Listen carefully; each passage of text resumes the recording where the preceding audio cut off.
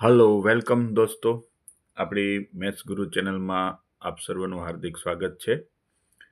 અત્યારે આપણે ગાલા assignment paper set number 2 જેનું સોલ્યુશન આપણે જોઈ રહ્યા છીએ, તેના સી વિભાગમાં હવે આપણે 40મા પ્રશ્નથી આપણા ચોથા વિડીયોની શરૂઆત કરશું.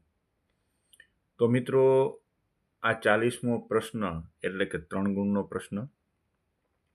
આ પ્રશ્ન આપણે સમાંતર શ્રેણીમાંથી આવી રહ્યો છે. આપણે જાણીએ છીએ કે સમાંતર શ્રેણીના પ્રથમ 14 પદોનો સરવાળો 1050 છે માપેલ છે, અને તેનું પ્રથમ પદ 10 હોય તો શ્રેણીના 20મું પદ શું થાય આપણે શોધવાનું છે. તો ચાલો મિત્રો, દાખલાની શરૂઆત કરીએ. હવે તો સમાંતર શ્રેણીના 14 પદોનો સરવાળો એટલે કે મિત્રો S14 1050 છે, બરાબર. અને એ પ્રથમ પદ છે, એ પ્રથમ પદનું માપ છે 10. આપણે શોધવાનું છે શ્રેણીનું 20મું પદ એટલે કે A20 કેટલા થાય. તો હવે આપેલી માહિતી પરથી, તો સૌપ્રથમ આપેલી માહિતી પરથી આપણે SN સૂત્ર લેવાનું થાય. તો ચાલો આપણે SN સૂત્ર લઈ લઈએ. SN is equal two n/2 2a અને n-1d. ત્યારબાદ આપેલી માહિતીમાં મૂકશું. તો S14 એટલે અહીંયા આવશે 1050. S14 એટલે 1050. એનની કિંમત આવશે 14 ભાગ્યા 2. 2a એની કિંમત છે 10. ફરી એનની કિંમત આવશે કેટલી? 14 - 1 અને ડી. આ રીતે આપણે માહિતી મળશે. તો મિત્રો, સૌપ્રથમ આપણે SNની માહિતી પરથી આટલી માહિતી આપણે લીધી, બરાબર છે. નેક્સ્ટ હવે આપણે જોશું. તો 1050 બરાબર છે 14 ભાગ્યા 2 એટલે આવશે 7, અને અહીંયાથી જશે 20 અહીંયા વધશે 13 ડી, બરાબર છે. 13 ડી મળશે. હવે મિત્રો, આપણે 1050 ને 7 વડે ભાંગવાના થશે. 1050 ડિવાઇડેડ બાય 7, કારણ કે 7 ને આપણે આ બાજુ લઈએ તો ગુણાકાર છે, આ બાજુ ભાગાકાર થઈ જાય, આપણે બધા જાણીએ છીએ. 20 + 13d, બરાબર છે મિત્રો. હવે નેક્સ્ટ આપણે એનું નેક્સ્ટ સ્ટેપ આપણે જોશું. તો 1050 ને તમે 7 વડે ભાંગો તો આપણે જાણીએ છીએ 15 × 105 થાય, બરાબર છે. 15 × કેટલા મળશે? 105. એટલે અહીંયા જવાબ આવશે આપણે ભાગ્યા 15, અને પાછળનું એક શૂન્ય એટલે 150 ઇઝ ઇક્વલ ટુ 20 + 13d. ચાલો, હવે 20 ને આપણે આ બાજુ લઈએ તો 150 - 20 થશે, ઇઝ ઇક્વલ ટુ 13d મળે, અને આનું બાદબાકી કરીએ એટલે 130 ઇઝ ઇક્વલ ટુ 13d. હવે 13 ને આપણે આની નીચે મૂકી દઈશું. 130 divided by 13 is equal to D. તો ડી મળશે આપને કેટલા? 13 ઉડી જાય, ડી મળશે 10. ડીની કિંમત મૂલ્ય મળશે આપને 10. હવે તો મિત્રો, આ આપણા ડીની કિંમત થઈ, સામાન્ય, જેને કહેવાય સામાન્ય તફાવત. પણ આપણે શું ગોતવાનું છે? પણ મિત્રો, આપણે તો હજી મંજિલે પહોંચ્યા નથી. આપણી મંજિલ અભી દૂર હે રાસ્તે. A20 આપણે ગોતવાના છે. 20 જેને કહેવાય.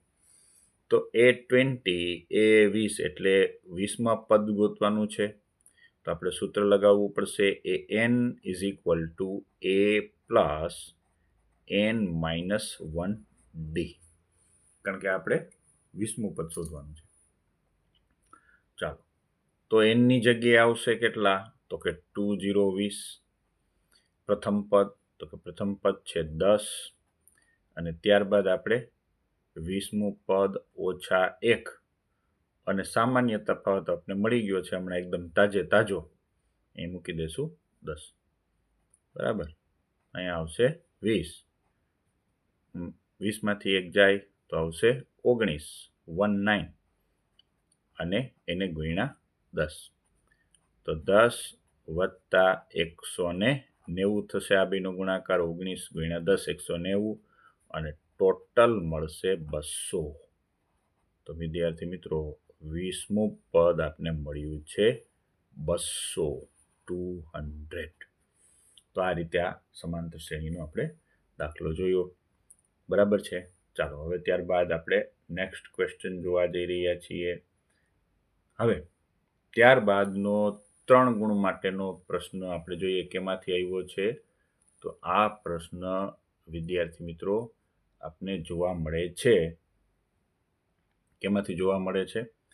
આ પ્રશ્ન આપને જોવા મળે છે યામ ભૂમિતિમાંથી. યામ ભૂમિતિનો પ્રશ્ન છે. બરાબર, ABCD 4 બિંદુઓ છે, અને એને ચોરસના બિંદુઓ છે તેમ સાબિત કરવાનું છે. 4 બિંદુઓ ચોરસના બિંદુઓ છે તેમ આપણે એને પ્રૂફ મીન્સ કે સાબિત કરવાનું છે. તો ચાલો વિદ્યાર્થી મિત્રો, 4 બિંદુ ચોરસના છે એને આપણે હવે સાબિત કરીએ. તો સૌપ્રથમ મિત્રો આપણે અંતરસૂત્રનો ઉપયોગ કરી અને પહેલા આપણે ગોતવાની થશે AB બાજુ.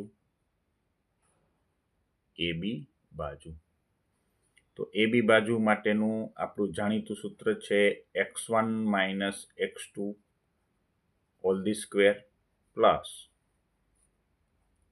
y1 - y2 whole square.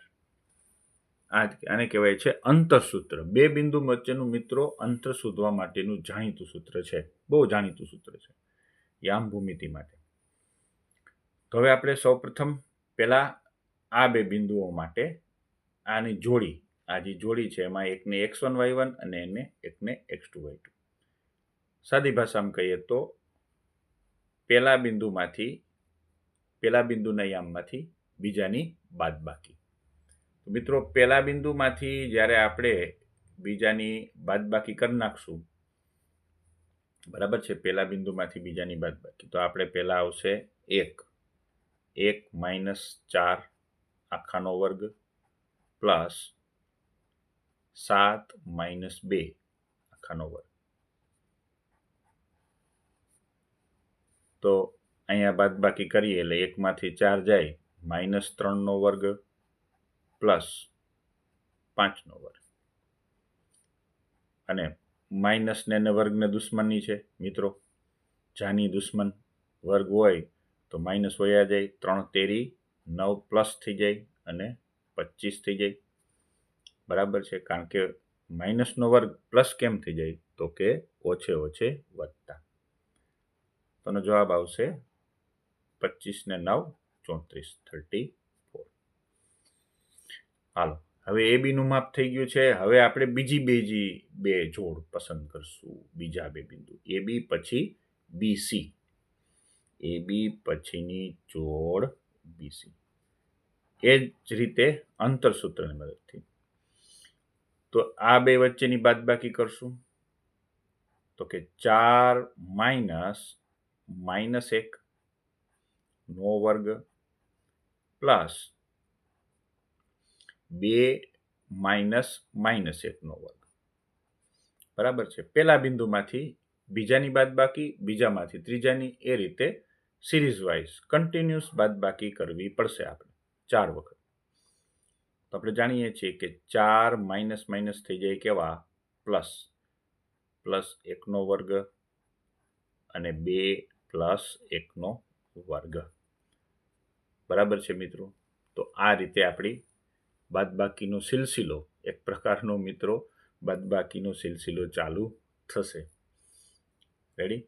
ચાલો, તો હવે આપને મળશે 5નો વર્ગ વત્તા 3નો વર્ગ. તો 5નો વર્ગ થશે 25, 3 તેરી 9. બરાબર? તો 25 ને 9 થશે કેટલા? ફરીથી 34. તો ABBC 34 મળ્યા. તો હવે દેખીતું છે કે જો આ ચોરસના શિરોબિંદુઓ હોય, બરાબર છે, ચોરસના છે એમ સાબિત તો કરવાનું જ છે, તો બાકીના જવાબ પણ મિત્રો આ જ આવવા જોઈએ ને. ચાલો, હવે ત્રીજી જોડી, આ પહેલી જોડી, બીજી, હવે ત્રીજી જોડીમાં આપણે મિત્રો સી અને ડીના યામની બાદબાકી કરશું. બરાબર છે? સી અને ડીના યામની બાદબાકી. ચાલો, તો મિત્રો હવે આપણે ત્રીજી જોડીને અમલમાં લેવા જઈએ છીએ. ત્રીજી જોડીમાં સીના યામ છે -1, એમાંથી બાદ થશે +4, માઇનસ માઇનસ પ્લસ કરી નાખ્યા સીધા આપણે, અને એ જ રીતે -1 -4 આખાનો વર્ગ, આ રીતે થશે. ચાલો, તો હવે ત્યારબાદ જવાબમાં આવશે 3નો વર્ગ પ્લસ -5નો વર્ગ. તો 3નો વર્ગ 3 તેરી 9, અને માઇનસ માઇનસ પ્લસ, અર્થાત કે વર્ગ હોય તો માઇનસ દૂર થઈ જશે, 25. બરાબર? અને ત્યારબાદ ટોટલ જવાબ મળશે આપને 34. તો આ જ રીતે સીડીની કિંમત પણ વિદ્યાર્થી મિત્રો 34 મળી. તમે જોઈ શકો છો સતત બધી કિંમતો 34. હવે ચોથો જવાબ પણ આટલો જ આવવો જોઈએ.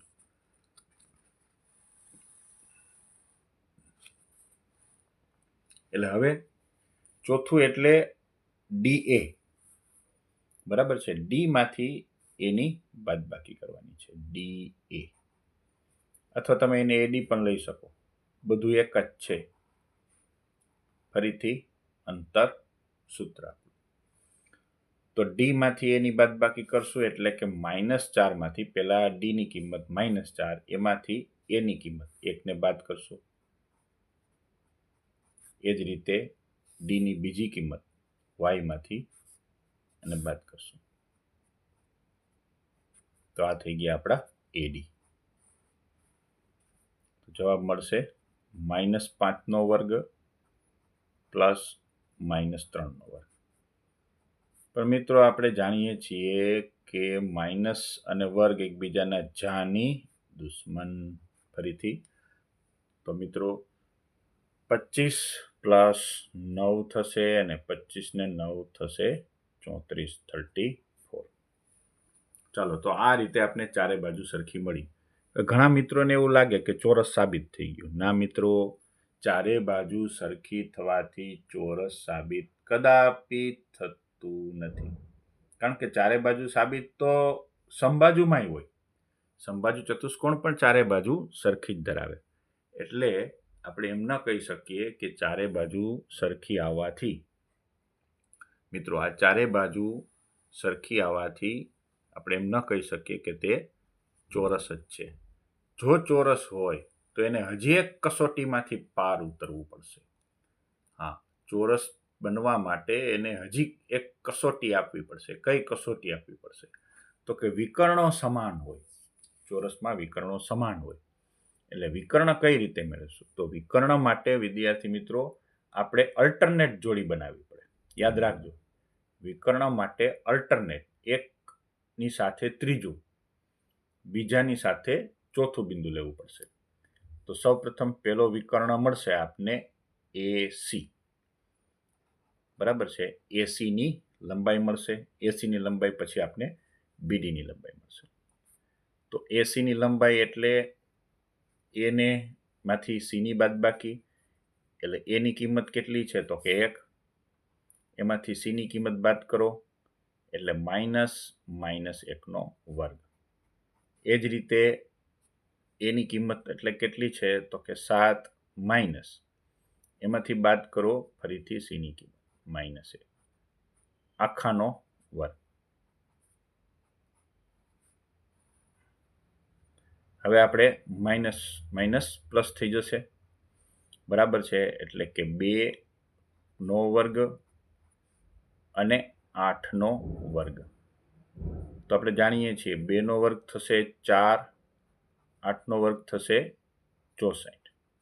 64 ને 4 68, 68. તો ચાલો એક વિકર્ણ મળી ગયો 68. હવે બીજા વિકર્ણને પણ કસોટી આપવી પડશે, બરાબર છે. બીજો વિકર્ણ જેને આપણે કહેશું વિકર્ણ બીડી.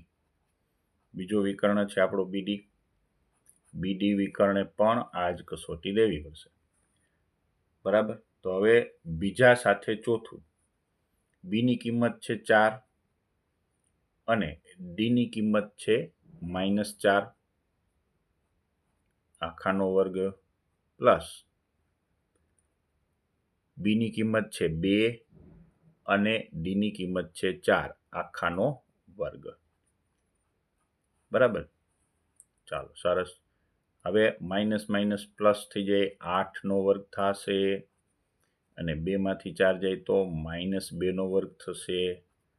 તો અહીંયા આપણે જવાબ મળશે ફરીથી 8નો સ્ક્વેર 64 અને 2નો વર્ગ 4, એટલે 64 ને 4 68. તો મિત્રો ફરીથી બંને વિકર્ણો સમાન સાબિત થયા. મતલબ કે હવે ચોરસે તમામ કસોટી આપી દીધી.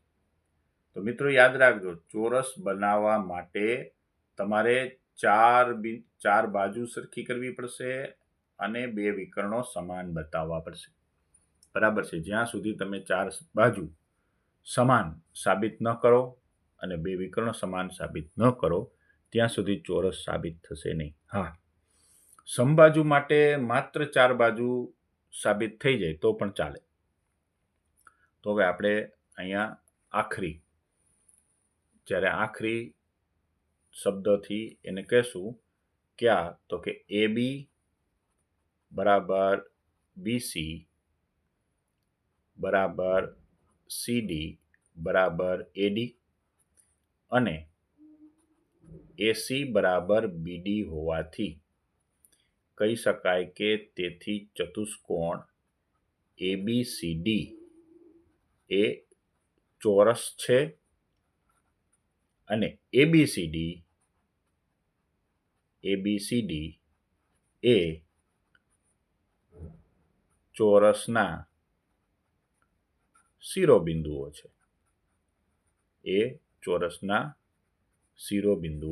છે.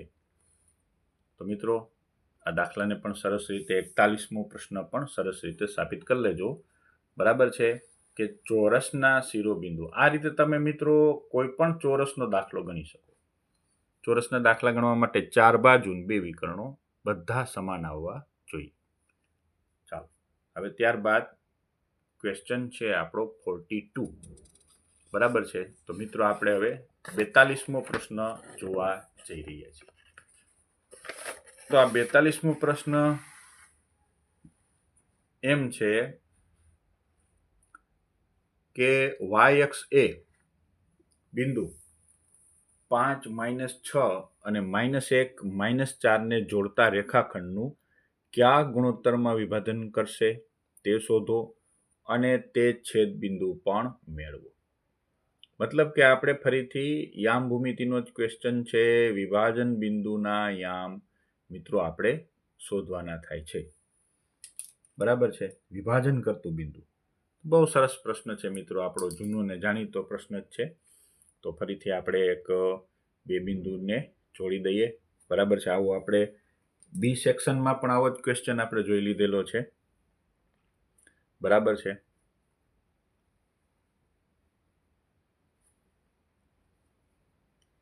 અને આપણે અત્યારે ટેમ્પરરી આપણા તરફથી નામ આપશું A અને આ બિંદુને આપણે નામ આપશું B. પેલું A અને બીજું B નામ આપશું. હવે y અક્ષ છે મિત્રો, તો y અક્ષ છે એ કયા ગુણોત્તરમાં વિભાજન કરશે? તો વિદ્યાર્થી મિત્રો y અક્ષ છે એ માની લ્યો કે 0 y બિંદુમાં અને m જેન એન ગુણોત્તરમાં વિભાજન કરે છે. અહીંયા તમે M1 M2 પણ લઈ શકો છો. ધારો કે y અક્ષ છે 0y બિંદુમાં વિભાજન કરે છે, અને જો x અક્ષ કીધું હોત તો x0 બિંદુ. બરાબર છે, યાદ રાખજો. હવે આપણે આ બિંદુના યામને કહેશું x1 y1, અને કહેશું આપણે x2 y2, અને આપણું વિભાજનનું જાણીતું સૂત્ર છે વિભાજન કરતું બિંદુ P xy. તો P xy બરાબર વિભાજન સૂત્ર પ્રમાણે થશે mx2 plus nx1 divided by m plus n, અને my2 plus ny1 divided by m plus n. બરાબર છે. હવે વિભાજન કરતું બિંદુ કયું છે આપણું? તો કે 0y. 0y is equal two, બરાબર છે, m x2 ની કિંમત છે આપણી પાસે -1, n x1 ની કિંમત છે 5 divided by m plus n. એ જ રીતે my2 એટલે -4 પ્લસ ny1 એટલે કે -6 divided by m plus n. બરાબર. તો હવે મિત્રો શું કરશું આપણે? તો કે હવે તોડો અને જોડો. બરાબર છે. તો મિત્રો હવે આપણી તોડો અને જોડોની નીતિ અપનાવી. આને તોડી નાખશું, આને તોડી નાખશું, અને પછી આને આની સાથે જોડી દઈશું. એટલે તોડો અને જોડોની નીતિ. બેનો ગુણાકાર -m, આ બેનો ગુણાકાર 5n, ભેગો ગુણાકાર કરતા જવાનો m પ્લસ n. અને હવે આને બીજાને બીજા હારે જોડી દો. બરાબર છે. પેલો યામ પેલા સાથે, બીજો યામ બીજા સાથે. આ બેનો ગુણાકાર -4m, આ બેનો ગુણાકાર -6n છેદમાં m પ્લસ n. હવે તો કે મિત્રો પહેલા શું કરશું આપણે? તો કે પહેલા આપણે દાખલાને ગણવા માટે શૂન્યવાળા પદનો પહેલા ઉપયોગ કરશું. કેનો ઉપયોગ કરશું? શૂન્યવાળા. તો શૂન્યવાળો આ બાજુ ગુણી નાખો એટલે બધું 0ની સાથે ગુણાકાર થાય એટલે બધું 0 થઈ જાય. 0 સાથે m ગુણ્યા n કરો એટલે બધું 0. તો 0 ઇઝ ઇક્વલ ટુ -m વત્તા 5n થઈ જશે. આ પદ આ બાજુ ગયું એટલે 0. પછી m ને તમે આ બાજુ લ્યો એટલે માઇનસ છે તો પ્લસ થઈ જાય, તો m બરાબર આવશે 5n. હવે શું કરવું આપણે? તો કે n ની પાસે તો 5 છે, m બિચારો એકલો છે, કાંઈ વાંધો નહીં, એને આપણે એકલો નહીં લેવા દઈએ, એની સાથે આપણે એને આપશું 1, એટલે એ પણ કંઈક એને મળી જાય. બરાબર છે. ચાલો હવે તો એમની નીચે રાખશું n, એમને નીચે n, અને આ બાજુ આપણે 5ની નીચે આવશે 1. બરાબર. m divided by n, 5 divided by 1. તો અહીં આપણે વિભાજનનો ગુણોત્તર મળી ગયો મિત્રો. વિભાજનનો ગુણોત્તર કેટલો મળ્યો? 5:1, જેને આપણે આમ લખી શકીએ m/n ઇઝ ઇક્વલ ટુ 5:1. બરાબર છે. હવે આપણે મિત્રો આ બાજુનો પ્રશ્ન ગણવાનો હજી બાકી છે.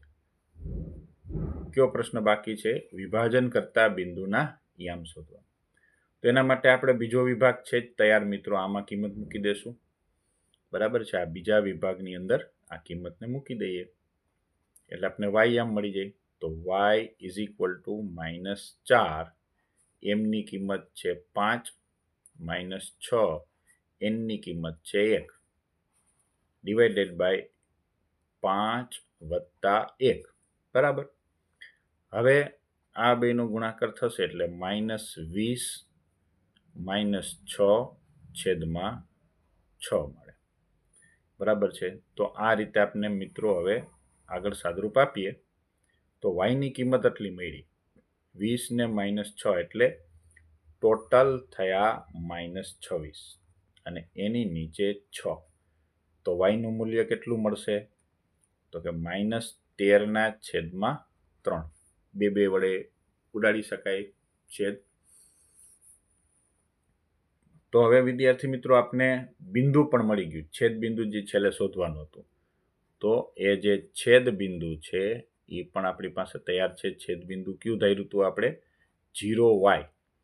તો 0yની જગ્યાએ આપણે લખશું 13/3. તો આ રીતે મિત્રો આપણે ખૂબ સરસ રીતે આ દાખલો પણ ગણી શકીએ છીએ. વિભાજન સૂત્રનો જ આપણે આમાં ઉપયોગ કરવાનો થશે. તો અહીંયા વિદ્યાર્થી મિત્રો આપણો આ ક્વેશ્ચન પણ પૂર્ણ થાય છે. યામ ભૂમિતિમાંથી 42 ક્વેશ્ચન 42 પણ પૂર્ણ થાય છે. તો મિત્રો આ બધાને સરસ રીતે તૈયાર કરી લેજો અને મહેનત કરતા રહેજો. જય હિન્દ, જય ભારત.